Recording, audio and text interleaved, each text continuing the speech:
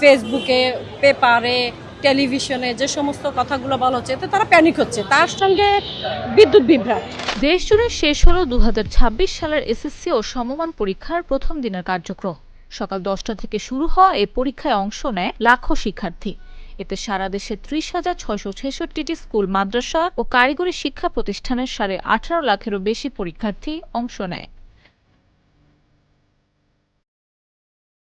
বিগত কয়েক বছর ধরে ছাত্রদের চেয়ে ছাত্রীদের অংশগ্রহণ বেশি ছিল। এবার তাতে ছন্দপতন ঘটেছে।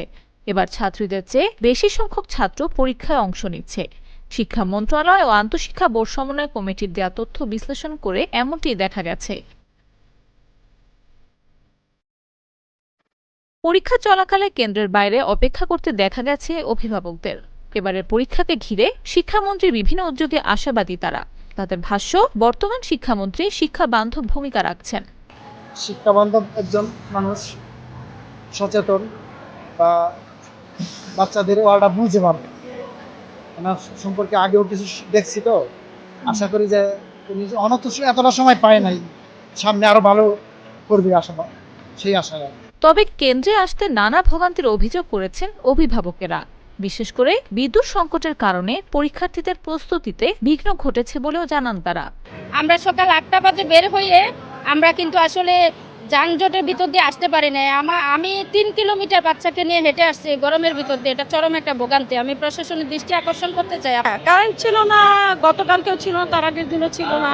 কারণ স্বাভাবিকভাবে তার তো স্বাভাবিক কষ্ট হচ্ছে, একে গরম, তার উপরে বিদ্যুৎ বিভ্রাট। শহরে এই অবস্থা, তাহলে গ্রামে অবস্থা তো আরো ভয়াবহ।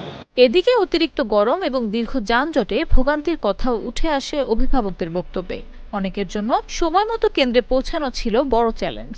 আমি পুরোটা রাস্তা আমি হেঁটে আসছি, রাস্তা প্রচুর জ্যাম, প্রচুর জ্যাম, এত জ্যাম যে আমি হেঁটে না আসলে দেখা যেত আমি পৌঁছতে পারতাম না। প্রথম দিন থেকে নকলমুক্ত পরিবেশ নিশ্চিত করতে কঠোর অবস্থানে ছিল শিক্ষা প্রশাসন। সব কেন্দ্র সিসিটিভির আওতায় রাখা হয় এবং প্রশ্ন ফাঁস রোধে জোরদার করা হয় গোয়েন্দা নজরদারি। কেন্দ্র এলাকা 200 গজের মধ্যে 144 ধারা জারি করে বহিরাগতদের প্রবেশ সীমিত করা হয়। বাংলা প্রথম পত্রের মাধ্যমে শুরু হয়ে পরীক্ষার লিখিত অংশ চলবে আগামী 20 মে পর্যন্ত। এরপর 7 জুন থেকে 14 জুন পর্যন্ত অনুষ্ঠিত হবে ব্যবহারিক পরীক্ষা। নিউজ ডেস্ক, জাগো নিউজ।